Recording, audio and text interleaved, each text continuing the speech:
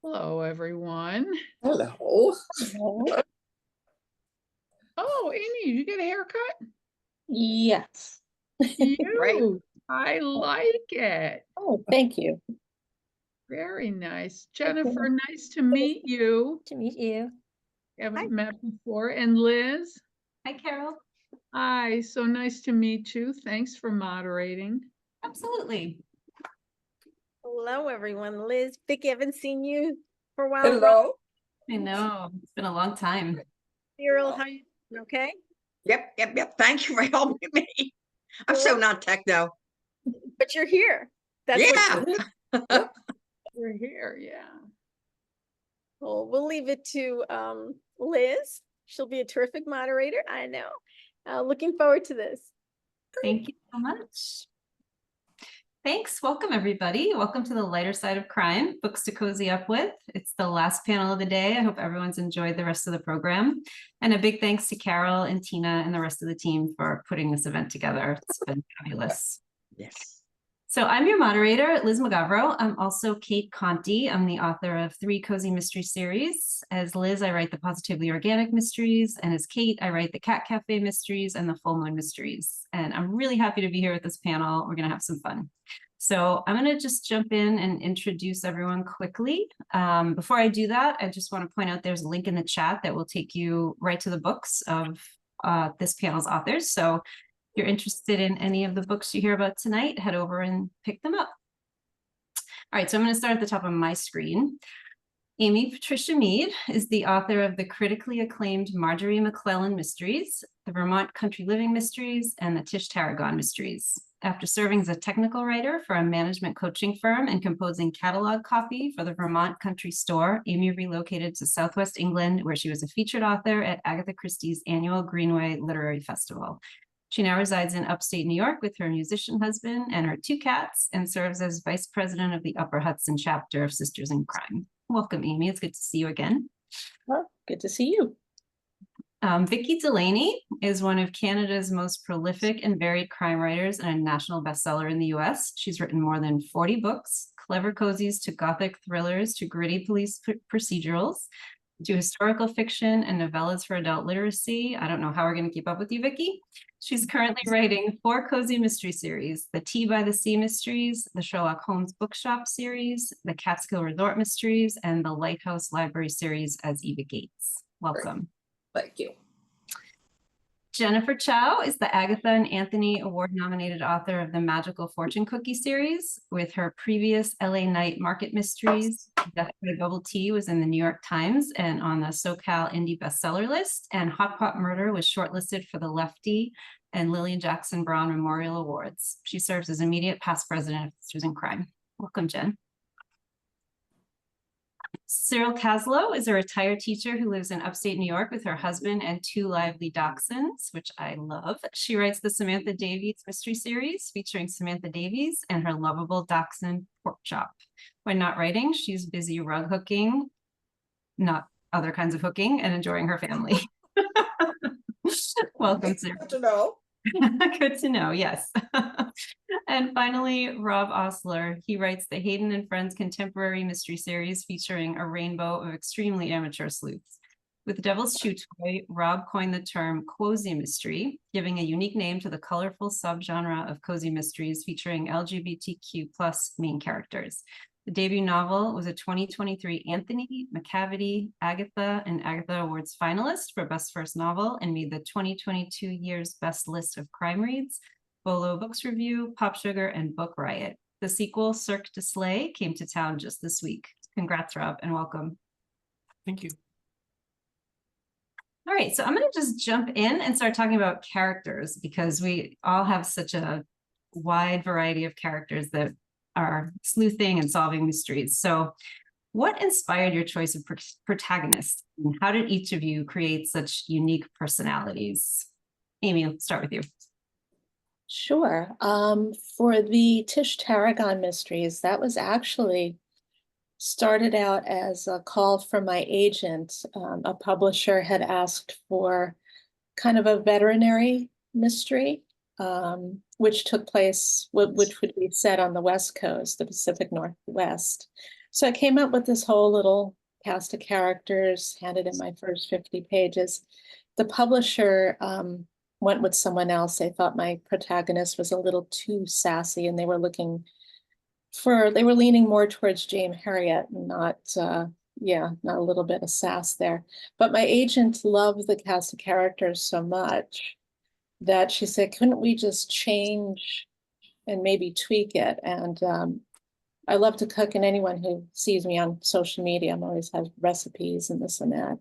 So I changed my protagonist into a caterer. And of course, this was around the time that Tequila Mockingbird, it was a bar book, came out, and my agent had gotten a copy. I had a copy, and we just brainstormed. We said, well, why doesn't she run a cafe and catering company that basically has a literary inspired menu?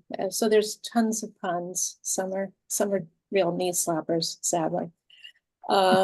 But so Tish Tarragon was born, and we changed it from the Pacific Northwest to a little town outside of Richmond, Virginia. I was living in Virginia at the time, so it just kind of fit. So that's how that protagonist came to be, and it really just, you know when it's right when you create something and your cast is there. So that's how that came into being. Love it. We all need a lot more sass, I think. So you were wrong. I think so too. Cyril, how about you?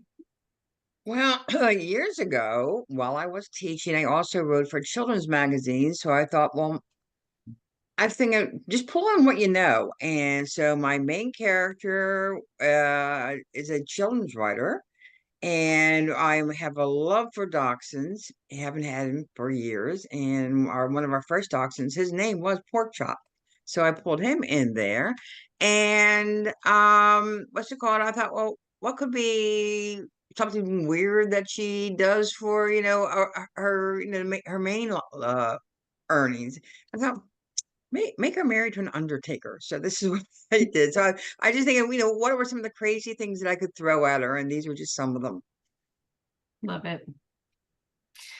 Love it. Vicky, how about you? Okay, actually, can I just slightly correct my bio that you mentioned at the beginning? That was a little out of date. I've actually written 53 published books so far, and I'm no longer writing the Catskill Summer Resort series as I did. Instead, I'm continuing with the year-round Christmas series.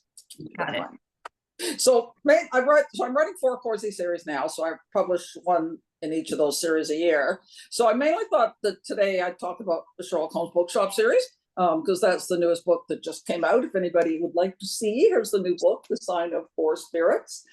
So how Gemma Doyle is the main character in that, and how that came about was I had the idea of a bookshop series. I've already started writing the Lighthouse Library series under the pen name of Eva Gates. And I was thinking of something new, and I thought a bookstore would be fun.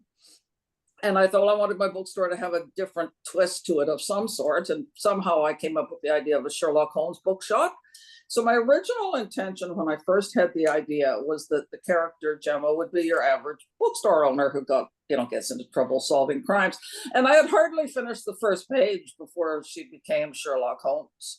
So Gemma Doyle is in that series. Essentially, she's Sherlock Holmes. My interpretation of Sherlock Holmes as a modern young woman. So I've taken what I can of those quirks that he has. Some people say they don't like Gemma too much. That's okay. Because she can be, let's say, a little bit blunt. Sherlock Holmes could certainly be pretty blunt if people weren't keeping up with his thought process fast enough. So she has all that. She has that idea for detail. She has that memory. She has that index. Sometimes she doesn't know. Her friend is astounded that she doesn't know that Superman's name. And she said, "Isn't that Superman?" Well, no, Superman actually has a name. Like Sherlock Holmes, who famously didn't know that the Earth rotated around the sun, because why would he need to know that? So I've enjoyed that. And she's a modern young woman. She owns a business. She's got friends. She's trying to have romantic relationships at the same time as she gets tugged into detecting these sort of things. So that's how she came about. That's awesome. Rob? Yeah, hi everybody. So I write the Hayden and Friends series. By the name of the series, you might suggest there's a Hayden involved. So Hayden is the main character. He's 5'4" rounding up. He's about 135 pounds rounding up. And I intentionally just wanted to make him a very unlikely gumshoe.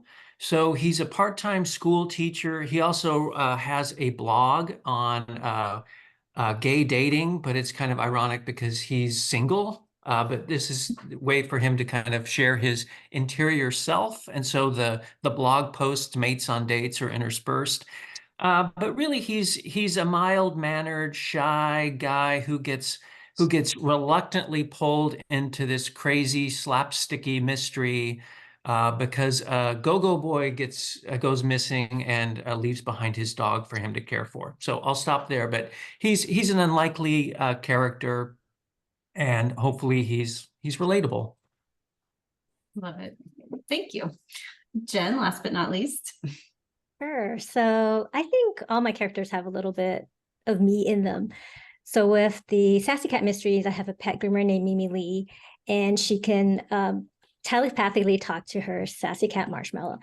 And I think part of that was my own wish fulfillment as a kid of wanting to talk to animals. And a little bit was also me channeling my love for Garfield comics. So that went into Marshmallow's attitude and how he talks. And then with the Night Market Mysteries, there are two cousins who are foodie, but they come from US and Hong Kong. And it's a little bit based on my experience of, we had a family restaurant growing up and I worked with my cousins doing that. And so I kind of put that into that series. And then the newest one, Magical Fortune Cookies, has a mom and daughter working in a enchanted Chinese pastry shop. And so that was from my love of fortune cookies and taking a tour of Fortune Cookie Factory when I was younger, and also wanting to put a little like murderous twist to the fortune cookie messages where the messages come true. And so my main character, Felicity Jin, she predicts someone's death and then the body shows up behind the bakery. So then now she's roped into the murder mystery. I love the minds of mystery writers. They're just amazing. It's nothing like it. So what comes first for you, the mystery or something else? And how do you keep your crimes, your motives, and your villains fresh, especially those of you with long-running series? Vicky, I'm going to start with you on that one. How do I keep my villains fresh? I'm sorry, is that what you said? Yeah, so what comes first, the mystery or something else? And then how do you keep it all fresh? Your crimes, your villains, your motives, all the things. In the Sherlock Holmes mysteries, what usually comes first is sort of the word. In that series, more than anything else, when people say, you know, where do you get your ideas? Well, for me, it's a word. I've had haunted house, missing book, seance, the English country house, that sort of thing. And the Sign of Four Spirits, the new one, it's a seance. The characters, reluctantly goes to a seance, and that's how she kind of gets involved in what happens at the seance. And some of the ideas from the Sherlock Holmes bookshop series, I don't want anybody to think I wouldn't like that book because I don't know anything about Sherlock Holmes. It is a standard cozy series that just happens to have a Sherlock Holmes kind of a feel to it. But you don't have, none of the minutiae of the canon is, going to help you solve the crime or anything like that. But just that sort of little idea. Sir Arthur Conan Doyle was very renowned as a spiritualist. He was very interested in the paranormal. He wrote a lot of books about seances and that sort of thing. So it was that, realizing that about him, that it sort of put the word seance into my head. So that's sort of what started the whole book. How do I keep the series fresh? Sometimes I struggle. I mean, today my work today, I was writing the 10th Lighthouse Library series that I read under the name of Eva Gates. And I struggled a lot with coming up with a plot for that. We're up to 10 books now. One of the reasons I guess that you can keep a series fresh is to start doing things with the minor characters. Someone that might not have been the sidekick at first can sort of move into a more prominent position. You can have somebody who appears in the Lighthouse library series, who's the antagonist to the character at the beginning, turns out to be more along the lines of the sidekick or the helper in one of the books. So I think playing with the sub-characters, I think we're going to talk a little bit too about how you draw a cast of sub-characters. I think playing with the sub-characters a lot can help. You don't want to introduce too many new characters because your readers, a lot of cozy readers read series because they love the characters and they like the friendship. So you don't want to be introducing new characters all the time, but you can do something. You can certainly introduce some, but you can do something with your existing characters. More than just making them the suspect in the murder. So your character has to investigate. You can develop them a lot. I think that helps a lot with keeping the series fresh. Yeah, I completely agree. I think that the longer you get to write about these people, the more their personalities start to come out, and then you can use them. So, Amy, how about you? The murder always comes first for me. And really the inspiration for that, like Vicky said, for her, it was a word. For me, it's really just observing. The second book in my Vermont Country Living series takes place at a maker fair. If anyone's familiar with those, they're essentially fairs where science and music and arts come together. My husband is a musician, and he was playing at a maker fair that got rained out. And one day I looked over and they had a rocket developer. We called him the Rocket Man. And of course, because it was just pouring rain, he really couldn't be putting on displays. So all he had was this little tent with all these videos of rockets. So he really didn't have much traffic. And I looked across this, it was basically the length of a football field where his tent was for his displays. And I looked and he was sound asleep, but he was slumped in such a way that he looked like he was dead. So of course, I'm saying to myself, the Rocket Man is dead. This is brilliant. I'm supposed to be helping my husband as a roadie, helping him with the crowds coming and listening to him, checking the sound. And I'm thinking of this idea, how great would this be for someone to die at a maker fair? So it's, I don't know, just observing things in human nature. As for keeping it fresh, I think like Vicky said, just the secondary characters, even your main character, your protagonist, as you move on in a series, you find out more and your character grows, I think, from what they experience. And as for the sub characters or the secondary, the supporting characters, I mean, it's crazy to say, but I really know in a series where I want them all to end up. Well, this one's single, but he's going to find someone, and that someone's going to have a child, and it's all plotted in your head, and it's bizarre, really. They're fictional people and they're plotting their lives, but it's very true. Yep, for sure. Jen? So I actually start with my characters. So I tend to just pull out the characters first, and that's the main characters, secondary characters, and suspects. And so I try to make them, I think, all individualized, which is hopefully making it fresh. And I like to make profiles of each character and what they're like and their quirks and things like that. And then I think for keeping it fresh, sometimes in each book, I try for something different. So in Ill-Fated Fortune, which is book 1 in the Magical Fortune Cookies series, I worked on figuring out maybe like a different manner of death for the victim. And then for like other books, it'll be about maybe like making it more puzzling or making it like a slightly complicated motive, things like that. Awesome. Rob, let's go to you. Yeah, I'll round it out by saying I start with setting. For Devil's Chew Toy, it was a super over-the-top boutique pet shop called Barkingham Palace. And I like, it being like this really kind of crazy, sugary, happy place with this really creepy villain as the owner of the book of the pet shop. In Cirque du Soleil is the sequel that just came out earlier this week. I started with, this over-the-top upscale circus that also features a Michelin star dinner. and I like these crazy settings because then I can inhabit them with over the top characters that kind of make sense for the setting, and the tension of being like a happy place, or what you would think would be a happy, entertaining place with creepy villains behind the scenes. So yeah, setting for me. Love it. And Cyril, how about you? I start with the murder. And I'm very fortunate in the fact that I have an in-house help. My husband is a retired state trooper. So I will ask him, I said, well, what's some of the really weird things that you encountered along your 26-year career? So he's given me some help. And I like to make my murders very unique as to how they happen. Um, like I have a book that just came out this week too, Chilled to the Dog Bone, and that person is frozen to death. Somebody poured water on him. He dies in an outhouse. And I've had people squashed by a 2,000-pound pumpkin, this type of thing. And like Amy and Vicky, my secondary characters, I think, help keep the books fresh. They I involve them a lot in the story.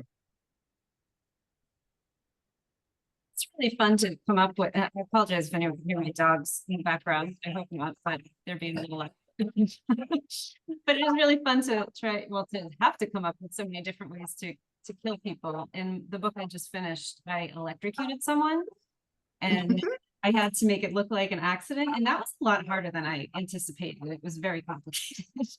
So. Can I say something? Vicky here. Yeah. On Monday, I'm going to an archery club. Because I have one of in the book I'm just writing right now, someone's killed, he's standing on a deck at night on the beach, and he's lit up from behind from the lights of the house, and someone fires an arrow and shoots him. So I'm going to visit this archery club because the main thing I need to know is how accomplished do you have to be? I have no idea. Do you have to have years of training to be able to fire an arrow 20 yards, or can anybody just pick up an arrow and do it? I don't even know that. So I'm hoping to have a lot of fun at the art. Maybe they'll let me play with their little toys. Yeah, the research is tons of fun too. All right, well, since we already started talking about community and secondary characters, let's dig into that a little bit. So obviously one of the biggest draws of cozies is the sense of community with all the recurring characters that people enjoy seeing again in every book, and then they start to play significant roles just beyond their walk-on roles that usually occur in the first couple of books. So how do each of you think about your secondary characters, and how do you develop them to add depth to your stories without kind of overwhelming your main plot, or, as someone said, crowding in too many characters? Let me start with Rob for this one. So I described Hayden a bit, Hayden McCall, the main character. His sidekick, if you will, she would really bristle at being called a sidekick, is Hollister. Alan Orloff, I throw out that name because he's a friend author many people know, and he was like, if Hollister was in a movie, it'd be Leslie Jones. So picture Leslie Jones, but with a mohawk, and that's Hollister. It's perfect casting. And so for the secondary characters, I like to play with difference. So physically, Hollister and Hayden couldn't be more different. White, black, red hair, mohawk, mild-mannered personality versus, more confidence than, she should have. She drives a black Porsche with very little attention to speed limits or stop signs, and so he's like white-knuckled, in the passenger seat. So I like that pairing of, if you saw them on the street, you'd be like, those two people don't go together. And then if you met them, you'd be like, how could they be friends? But throughout the course of the mystery, they become friends because they find themselves more alike than they are different. And I like that notion of, what are seeming differences really are on the periphery of, like, their hearts match. This, by the same token, I'll just quickly shout out two other of the main cast that carries, across from book to book, is Burley, who's a literal giant. I said, I like to dial up the characters. And so I think she's non-binary. I've never gotten to her sexuality, but she's a karaoke MC, and she's an acclaimed baker, but she also likes to get baked. So I like that as kind of a humorous twist. And then there's Jerry, who's the brains of the operation, and he's, a 91-year-old Matlock binge watcher. So I like to play with their differences, but what unites them all are really the mysteries that they've got to come together, and they all bring their own amateur sleuth talents to the party, but it takes them all to solve the mystery in their own way. So differences, but they're cool in their differences, and they're big-hearted friends. Cyril? Well, what's it called? Repeat the question, okay? Yeah, so the question is about the sense of community, your secondary characters, and how you develop them into people who can eventually take on bigger roles.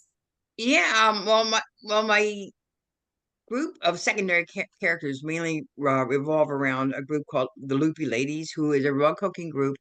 And in that group, there's 12 of them. Not that all of them play, a major role in each book. But like there's Gladys O'Malley, who is my main character's neighbor. She's like an octogenarian who changes her hair color according to the season or the holiday, this type of thing. Then there's Sam's sleuthing Southernville cousin, who's kind of over the top, loves bling. She had never met a rhinestone she didn't like. And what's it called? And then there's Helen Garber, who's her outfits are basically rather outrageous. And so they it's a small town, and they all know each other very well. Most of them grew up together, this type of thing, even though they're all different ages, from early 20s all the way up to the 80s are represented in the groups. And they're all a great supporting cast. Awesome. Thank you. Amy?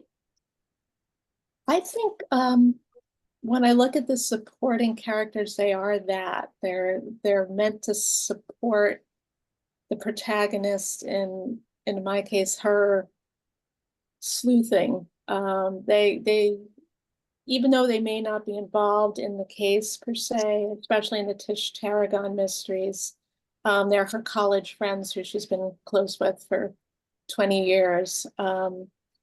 But they're great characters, and they provide some comic relief, especially the Tish Tarragon series can touch on a few little darker subjects for a cozy. So I try to keep them lighter, but I think it's maybe a little bit of what Rob said too. There's differences there. So in the Tish Tarragon series, she has Julian Davis, who's a weather reporter whose claim to fame is being swept up by a snowplow outside the Poe Museum during a winter storm. And then her friend Mary Jo, who's going through a divorce. So they're somewhat over the top characters who make you smile, but yet they're very relatable. They're still, we all have that friend who we confide in all the time and tell everything. And I think that's important because you want the reader to feel that they're friends as well. This is a group of people where they can fit in, even though your characters may be a little bit on the fringe. And especially in the Vermont series, my protagonist and her husband, I have married sleuths in that series, are from New York and moved up to Vermont. So they're really settling in, but they're getting to know the owner of the local diner, Alma DeVille, who's very colorful and in her clothing and attire and her style of speech. But she knows the town, and even though she doesn't really fit in with the locals. So I think there's a lot of that, they're on the fringe, but yet they're lovable. You can relate. They're like someone maybe in your life. And maybe they're a bit of all of us who doesn't always fit in. Yeah, and that's the magic of having three-dimensional characters, even the ones that aren't on the page all the time, right? Yeah. Just makes everything more colorful. Jen? I think, like Amy was saying, a lot of the secondary characters do support. So I sort of have like a microcosm community in the Magical Fortune Cookie series where there's a cul-de-sac and it has these three shops. Not only the bakery with Felicity and her mom Angela, who Angela's definitely a support, but also like has the mom guardedness of watching over her daughter and trying to help her. And then the shop next door is a candle shop. It's called Paz Illuminations. It has her godmother Alma, another Alma, and she's like a little bit enigmatic sometimes in what she says, but she has a heart to help. And then there's another store. It's a flower shop called Love Blooms with her bestie Calvin Love, who is actually pretty good partner. And I think it's a little bit what Rob was saying too. There's differences, but there's also the like complementariness. So when you're out sleuthing, that it really helps to have that connection and both being able to contribute to the detecting. And then I actually have a bunny, so a magical pet bunny in this series too. You can see like there's a painting that my daughter painted behind me. So this magical bunny and tied to Chinese mythology comes and also helps with the magical aspects of Felicity sort of understanding a little bit more about her magic and the way it works. Awesome. And we are going to talk more about animals. I'm sure that's not a surprise to anybody.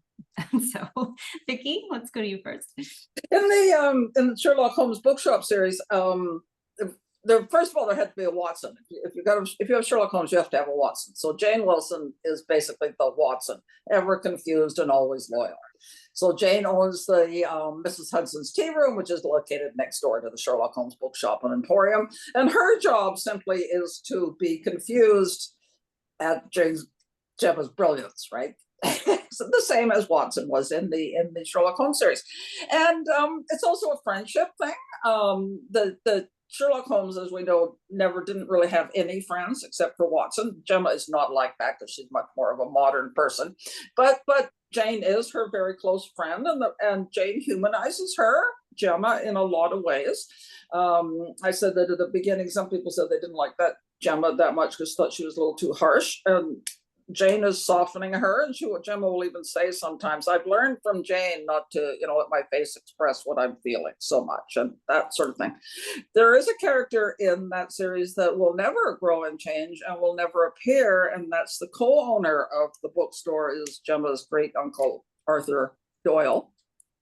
And when I was writing the first book, I just thought I had enough characters introduced. Gemma shares a house and the business with her great uncle. And I thought I had enough characters I was introducing, so I would have Arthur go ways on a trip.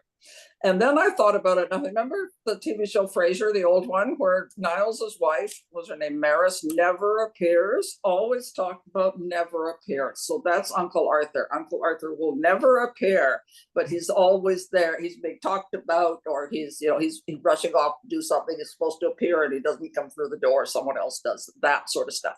That's just a little fun thing to play with. It doesn't have all that much to do with the plots because he's not there to help solve the crimes. And then the Sherlock Holmes bookshop series, you have to have a little bit of conflict with the police. In a lot of cozy series, you have to have either conflict with in some way you have to have a little bit of conflict with the with the police, because this person is kind of doing their job for them, even if they do it in a really nice way. And that in my series is Detective Estrada, Estrada, get it? Who's extremely suspicious of Gemma, but being a modern cozy, the other police officer is the one that Gemma is interested in. He's interested in her. A little bit of, is anything going to happen there? And if I can just quickly talk about along the same lines, my Tea by the Sea series, for example, the characters, the two sort of main sub characters are Lily's the main character, and her grandmother Rose, who owns the B&B next to the tea room, and Lily's best friend Bernie. And I did a little bit of a switch there with that, but Lily, the protagonist, is not interested in solving the crime. She doesn't want to get involved. All she wants to do is run her tea room. She's busy enough. But between Bernie and Rose, who are described as having exactly the same personality, even though they're not related, and that is quite headstrong, Lily gets dragged into things that she wouldn't want anything to do anything to do with in other circumstances. And I kind of I thought that's a little bit of a twist on that I can have her, I don't want to do this, but somehow she ends up doing it. So that's fun for me. Awesome. Love it. All right. So part 2 of this question is about pets specifically as characters. So I know that collectively there's a lot of pets in all these books. My series has animals, featured very prominently. In my very first series, I had a lot of the animals I had at that point in time that show up in the books. So I'm really interested in how you all approach the pets in your books, whether they're sidekicks or whether they're actually helping solve the crimes. So Jen, let me start with you since you already mentioned your magical bunny. Sure. So it's interesting because I would say in the Sassy Cat Mysteries, the cat is definitely like partner with Mimi in solving crimes. And then in the Magical Fortune Cookie Mysteries, the bunny adds just like a second layer of magic to everything. There's already the magical world of what do the baked goodies, like how are they enchanted and what do they bring to the customers? So usually the pastries are magical and they're charmed to make people feel happy. Yeah, as of course baked goods do.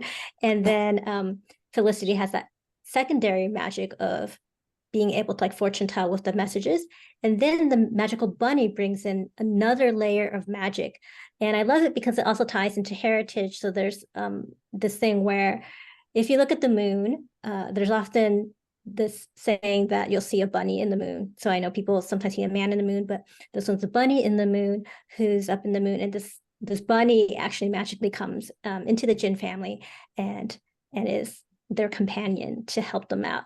So I wanted to add that, even more magic, I guess, to the series. Cheryl, tell us more about Pork Chop. Well, Pork Chop, the series starts out whereby Samantha has left her husband of 25 years. He has asked for divorce. He's taken up with the secretary of the drop-in funeral parlor that they co-own together. And so Sam just basically takes the dog and a rug hooking and leaves and says, sayonara, basically. And Pork Chop is instrumental in helping her in a number of other books to ward off the attacker. I mean, he's a fierce one. He's very protective of Samantha, this type of thing, and he has a lot of light moments to the books to also. Awesome. Rob? In Devil's Two Toy, book 1, there's a bull terrier named Commander, and he's not a sleuth or a sidekick, but he does play an important role in moving the plot forward. Because as I mentioned before, it's a missing persons case, and the person leaves behind their dog. So Hayden, takes in the dog. The problem is Hayden has an apartment at Orca Arms. Think about that. And they've got a strict no pets policy. So, that creates friction with his neighbors, and, he's got to find the guy to give his dog back. So it works as a very slick plot point of, drawing him into the murder, because one of the things, we all face is, why are these amateur sleuths getting involved in these murders? So you have to give them some, they can be pretty implausible because, this is fiction, and, these are, at least mine are like, they're silly books. I'm calling mine silly, not yours. Mine are silly. They're just silly, romps across the city. So, it helps to give him a plausible reason for why he's getting involved. So it was a plot device. Love it. Amy? My main characters are late to the pet ownership game. Tish Tarragon isn't chosen to be the owner of her cat until about the 5th book. And in the Vermont series, Stella Buckley has just acquired a black lab, and that's book 3. But in the Garden Club murder, there's a dog named Biscuit who will eventually end up being the dog that belongs to Tish's best friend, Julian Davis, the weatherman. And he's in the thick of the mystery. He's at the heart of it because his owner in the Garden Club murder is the victim. And it is put forth that possibly his owner was murdered because Biscuit was allowed to roam free and piddle on all his neighbors' lawns. And of course, there's a garden club in the Garden Club Awards, so no one wants unsightly yellow or brown patches on their well-manicured lawn. So that's a potential motive for the murderer. As long as nobody hurts the dog, it's good. No, never. No. Reading a book and it started to segue into perhaps something happening to the animals. I had to email the author and say, should I keep reading? And they said, never worry about the animals in my books. They So Vicky, how about you? Okay, actually I'll show you. My cover here is this is Moriarty the shop cat, and this is Violet, and this is Peony. So a little question. So there are animals in my books. They don't help solve crimes. They don't speak, they don't do magic tricks, but I think animals are really important in not just cozies, but a lot of fiction books, mysteries, that they really help humanize the character, bring him or her down to earth a little bit. When my character goes away or she's got a long day at the shop, she has to make provisions for the dog. Violet is Uncle Arthur's dog, but as I explained, Uncle Arthur is never there. So one of Gemma's responsibilities is to look after this dog. So what does she do when she's in the shop 12 hours a day? Right. So that humanizes her a little bit. When she got Peony later in the series, book 4 or 5, some people did write to me and said they started liking Gemma a lot more because Gemma adopted Peony after he was abandoned, right? So people kind of like that. And a little question just popped up here. We can see the chat, and someone asked why Moriarty hates Gemma. Well, think back to your Sherlock, right? Moriarty is the master criminal. So what I see the cat Moriarty, this innocent looking thing here, as a master criminal trapped in a 7-pound body. He's the shop cat. He's friendly to everybody. He loves everybody. He's determined he's going to kill Gemma, and he tries very hard. It has not happened yet. But for me, that's the idea that, that's why I named the cat that. But it gives me a lot of opportunity, I think, for humor. Does the cat will lie at the top of the steps, and as she steps over it, suddenly leap to life, and she barely saves her life by grabbing on the railings of the staircase or something like that. So animals do a lot in cozy mysteries. I think they serve a lot of purposes, as well as providing. Well, they provide heart and they provide humor. Yeah, 100%. And most cats are masterminds just in general. So I'm actually cat sitting right now. This isn't my home. This is my daughter's house. I was hoping one of them would pop up, and I was playing with my jigsaw puzzle earlier today because I do jigsaw puzzles wherever I go. No, it was not working with the cat lying right on top of it. But anyway, that's the side point. All right, I want to pivot a little bit and talk about the cozy genre itself. And it's definitely expanding beyond the typical, white heterosexual cisgender characters that have historically taken center stage. So I'd love to discuss the importance of representation in cozy mysteries and how each of you portrays different experiences in your books. And Rob, I want to start with you, and I'd love for you to also discuss your term, the cozy mystery. Right. So cozy is like, bromance or rom-com, right? It's just a mashup of queer and cozy. I will say, I didn't set out to write a cozy per se. It's like understanding the kind of the rules, if you will, of a cozy, and it's like I'm doing that. Rather, I was very intentional about writing a main character who's out and gay, but his sexual identity wasn't integral to the plot. I mean, he could have been straight. Hollister could be straight. All the cast that identifies as LGBTQ plus could be straight, and the story still works. Plot still works. Everything works. They just happen to be LGBTQ plus.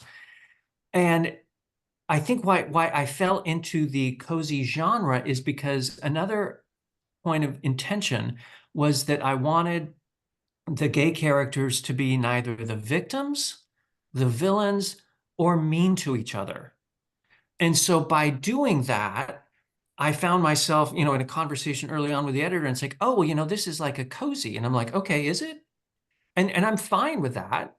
But, again, that wasn't the intention. There was just an intersection between the sensibilities and what I intended to do with the gay characters that matched up with the cozy, the cozy genre. But because of the lead in to this question topic, right? I was mindful that, I need to maybe signal to potential readers, not that this is a book for queer readers or straight readers who are allies. I mean, it's just a book whose characters happen to not be straight. I mean, there's plenty of straight characters in there too. And so my background is brand strategy, which I continue to do today.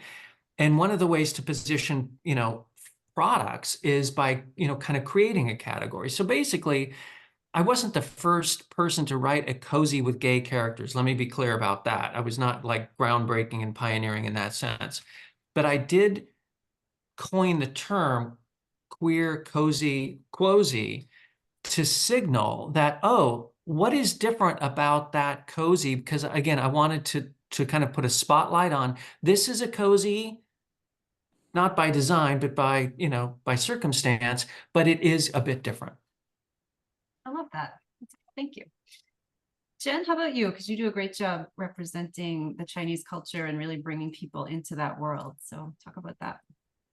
Thanks. So I think for me, it's because I am a cozy mystery lover and I read a lot of cozies, and I just didn't see that representation when I was growing up and on the books that I read. And so what I brought to it was sort of just the idea that I actually wanted to be reflected, and I wanted younger generations to be able to also find themselves on the page and, relate even more to the characters and what's going on. So I think I was intentional about that.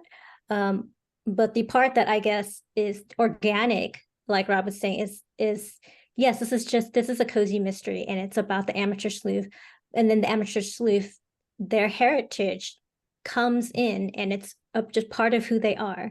It's not that they're necessarily consciously thinking always about their heritage identity, but it comes through in the way they interact between generations, or their perspective on things, like Felicity's in a small town, so the way that she feels, sort of like someone who kind of stands out in that town, that plays a role in the story as well, and it makes, I think, the characters more complex.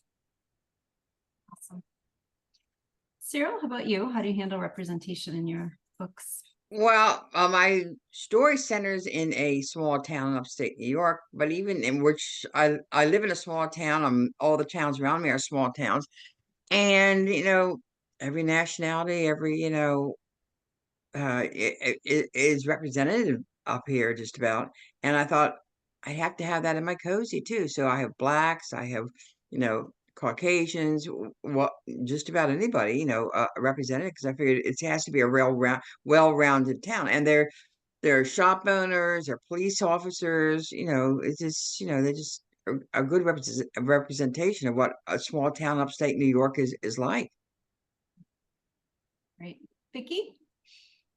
I don't I don't in any of my series.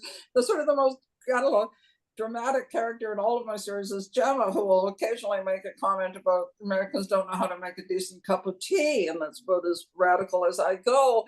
I wrote, as you said in my introduction, I wrote psychological suspense. I wrote an 8-part police procedural series, and I've written novellas for adult literacy, all of which were far harder hitting than my cozies are. I dealt with a lot of issues around racism, diversity. One of the novellas, surprising enough, my novellas are actually my hardest hitting one, and one of them that's the crime's motivated by white supremacy. So I've done that, been there, done that, and I'm enjoying the cozy world now that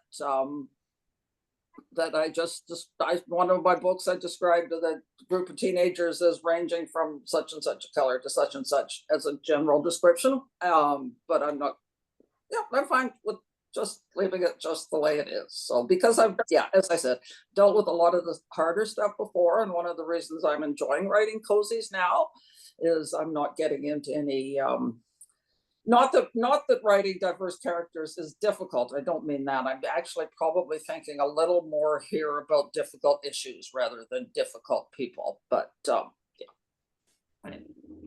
Amy? With my Tish Tarragon series, I've certainly by the location in Richmond, just outside of Richmond, Virginia, there's I've included a lot of past racism, history of racism in the books as subplots. And actually in some cases, suspects have had been prejudiced against, and that comes to play in the present. I'm trying to explain it without giving away the plot. And actually even one of my Julian Davis again, when the first book starts, he's a diehard Southerner, and his mother named him Julian Jefferson Davis. And by about book 3, he realizes that he really doesn't be known Jefferson Davis, so he changes his middle name, which is a bit of a character. It really is character development, because he starts off very superficial, but he realizes by the end of the story that in order to even make some sort of movement, to make a statement, that he needs to change his name and kind of show that he can do better, or that he's trying to do better. And I think as a white person today, I think that's what we're all trying to do, is recognize where we've gone wrong in the past and how we can do better. And I try to have my characters do the same. I love that. All right, well, I still have plenty of questions for the panel, but if anyone has questions, feel free to drop them in the chat and we'll leave some time for questions at the end. But in the meantime, continuing that thread, I think we can all agree that the cozy mysteries definitely evolved over time, but how do each of you see the genre continuing to evolve in the future? And are there any new directions that you'd like to see explored? I'm not going to pick on anybody this time. Anybody who wants to jump in, go for it. Oh, well, I'm Vicky. I don't know that I see the cozy evolving that much, because I think cozy is what it is, and I think the readers like it for what it is. And most readers read a variety of stuff. I myself read, a lot of darker sort of stuff, but I enjoy reading a cozy when I feel like a palate cleanser, shall we say, which might even sound like a little bit of a impolite term, but not to insult it, because it is what it is. And I certainly think diversification of characters is extremely important. And I just love everything that Rob's been talking about. But I don't see the cozies, I don't see there's a need for a cozy to go into edgier or more difficult topics, because there's lots of books out there that's what that are there for you to deal with if that's what you want. And the one thing I really enjoy about writing cozies is not dealing with a lot of the harder stuff in life. And I get a lot of letters. I'm sure my fellow panelists do too, particularly over the pandemic. I got a lot of letters from people saying how much they were enjoying reading my books, or my sort of books, when everything was so bleak, right? The news was awful and you couldn't leave your house, and that they just wanted to retreat to a nice world where you had nice people and everything was happy at the end. So I'm okay with leaving it like that. I agree with Vicky. It wouldn't be a cozy then if we take it more edgier or whatever. I think you're getting into a completely different genre. So I'm happy with the cozies staying the way they are. And I don't want to upset my readers. Expect the type of cozy that I write. And if I did it, I think if I veered off that path, they would be disappointed. Yeah, I think it's funny. I just turned in a guest article for Crime Reads, and it was called Cozy Renegades. I don't know when that's coming out, in like the next week or so. Right. But it was, pushing the cozy boundaries, and I interviewed 5 different authors who kind of push. But again, I don't disagree with anything that's said. I think a reader of the cozy genre, right, expects a certain sensibility. Yeah. They're more lighthearted. there's not going to be hard profanity. There's not going to be steamy sex, gratuitous violence. It's going to be an amateur sleuth. And I think the reader, you know, should be able to reasonably expect that. I think it's an interesting thing of just like, how do you balance like the keeping it cozy and keeping it real? And I think probably everybody, does that. And, can you touch on, like, let's say a social justice issue without like getting into it and that becoming like a theme in the book? Can you do that? Can you have like a dramatic slap without that being violence? So I mean, getting that balance right, I think, is just a question for each author and what their readers have come to expect from their books. But yeah, I think, cozies, there's a certain, four corners to a cozy, and however you kind of set that frame for your readers, they should be able to expect that. No, that's an excellent point. I just I love to think about kind of taking a bigger issue and maybe translating it down to fit the world that you're creating. Sorry, Jen, go ahead. No worries. Yeah, no, I was gonna say I agree that there's expectations from readers, and there's that nice, package that Cozy brings of community, of justice, and yeah, certain things that are not going to be in a Cozy. So I think I appreciate that. I do see an expansion, I think, in mashup of genres. So a lot of like cozy fantasy or something like that, which I think is also interesting for people to take to add like different elements and put them into a Cozy. Mm-hmm. Sure. All right, I do see a couple of questions. Carol, do you want to read those? Or do you want me to? Yeah, I can do that for you. So the question from Becky Sue, how do you create a compelling situation where the amateur sleuth absolutely must solve the mystery? I've seen it done well as inexcusably badly in various cozies. There you go. Anyone? I guess they have to be involved in the stakes. Quite often it's they're accused of the crime, their best friend is accused of the crime. And I think that's always a good plot device. I think it can't always be like that. But some reason, yeah, because one thing I read a number of years ago that turned me off cozies, and since I've now come back to them, but somebody who the character said something to her friend, oh good, no goody, we have a murder to solve. I don't want to go there. I don't want anybody to do it because it's their hobby. But they need a compelling reason, except for the Gemma Doyle books. It's a little bit different because she has this reputation of being so much smarter than the police. A couple of times people have come to her and said, can you help me? And she always says, I'm not a consulting detective. No, I'm not going to help you. And then she turns around and something happens. But yeah, the character does need a compelling personal reason, in my opinion, to be involved. And that's up to all the variations of that are up to the author to come up with. Yep. Anyone else want to chime in on that? Okay. All right. Well, we've got 2 minutes left. Oh, there's one more question. Let's take that really quick, and then I have one more question for you guys. Okay. If your setting is in a different country and culture, how pedantic can you get without writing a genre which might be called the educational or academic cozy? That's an interesting question from Sarah. Okay, my books are set in a country to which I do not belong because I'm Canadian. But that's, and my books are all set in the US. Doesn't really answer the question because I'm pretty familiar with the US. I do have a little bit of a, and the Sherlock Holmes bookshop series, Gemma is English, she lives in the United States, and I'm Canadian. So I feel that any mistakes I make in language or customs are easily excused because people will think it's either a Canadian thing or it's an English thing, and English people will think, oh, it's an American thing, and Americans will think it's a Canadian thing, so I'm covered.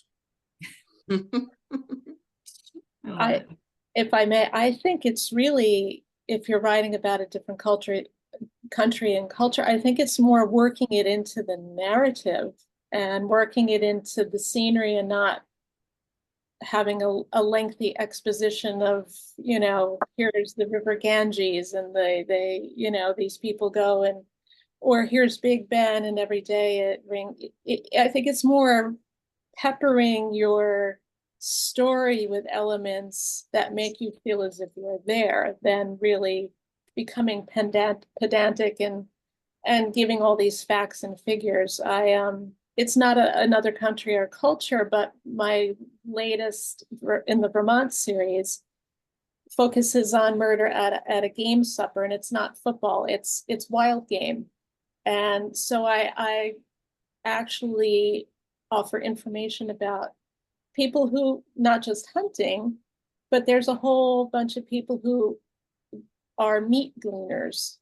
So basically, if there's a car kill, a deer that's hit on the road, they take that and they cook it. And their rationale is that they only take healthy animals. So I worked it in so that one of the suspects who tried to bring this car kill to the game supper and was rudely refused by the organizer, who ends up murdered. You learn more about the culture of meat cleaning, and it's educational without being, you know, lecturing someone or hitting someone over the head, but this is what it is and it's okay. And you're also looking at it from the perspective of someone who knows nothing about it. So it's not preachy. It's just really something that you work into the mystery itself. Awesome. All right, do we have time to do a really quick one sentence each? What's next for everybody? Amy, go. Working on the Evelyn Galloway Hollywood script girl mystery, which sees murder on the set of Alfred Hitchcock's Rebecca. Ooh, cool.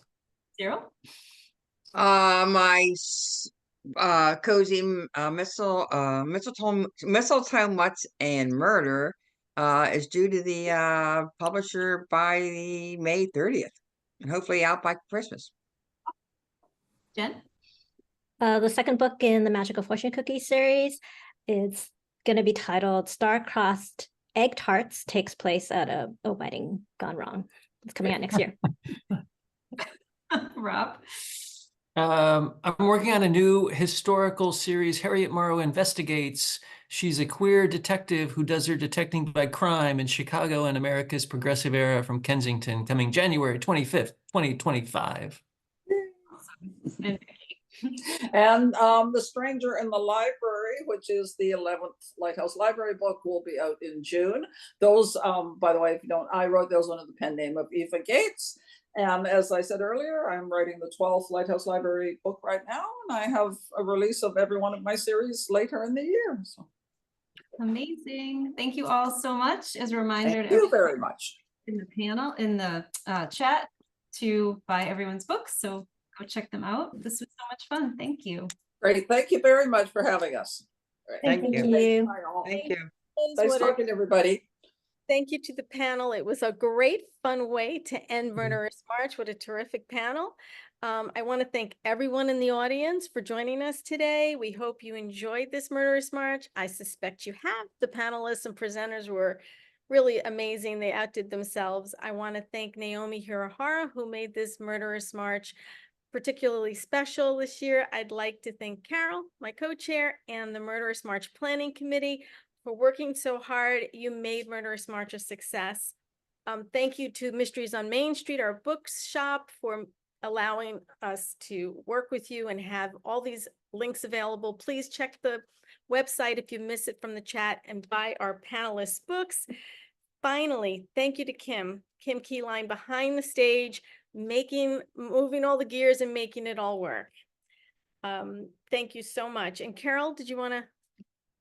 I just wanted to thank everybody as well and say thank you. I think this was a fabulous conference. Thanks to all the moderators and panelists who really gave thoughtful answers and awesome questions. So thanks to everyone. Tina, especially because you always do more than what a co-chair sounds like. And Kim, we could not do this without you. And one totally unrelated thing, remember, we have to change our clocks tonight, everybody. Thank you for the reminder. Well, I hate to say goodbye, but here we are. It's another Murderous March in the books. Thank you, everyone. You have a nice weekend. We'll see you soon.